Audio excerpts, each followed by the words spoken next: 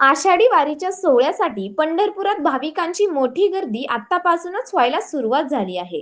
गर्दीमध्ये व्हीआयपी वाहनांचा ताफा नको म्हणून प्रोटोकॉल बाजूला ठेवून ग्रामविकास मंत्री तथा सोलापूरचे पालकमंत्री जयकुमार गोरे यांनी थेट बुलेटवरून पंढरपूर शहरात विठ्ठलाची पदस्पर्श दर्शन रांग गाठली. या निमित्ताने गोरे यांची पंढरपुरात बुलेटवारी घडली. यावेळी भाविकांशी संवाद साधत भाविकांना तांदळाच्या खिचडीचे वाटपही पालकमंत्री गोरे यांच्या हस्ते करण्यात आले. यावेळी गेल्या 1.5 ते 2 महिन्यापासून प्रशासन वारीचे नियोजन करत असल्याच्या कष्टाचे चीज भाविकांच्या चेहऱ्यावर दिसत असल्याची प्रतिक्रिया गोरे यांनी दिली. तसेच व्हीआयपी दर्शन बंद झाल्यामुळे 7 ते 8 तास भाविकांना ताटकळत उभे राहण्याचा वेळ कमी झाला असल्याचेही गोरे म्हणाले.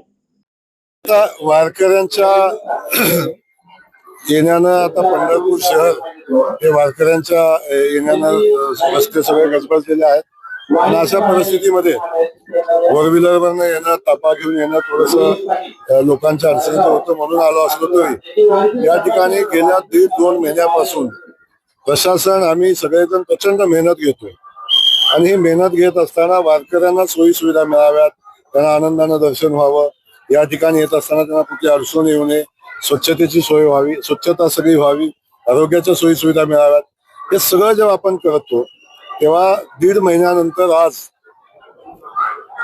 ज्या सोयी सुविधा दिल्या होत्या त्या कशा पद्धतीने आमचे वारकरी बांधव त्याचा उपयोग घेत आहेत, उपभोग घेत आहेत, हे बघताना मनापासून आनंद होतो.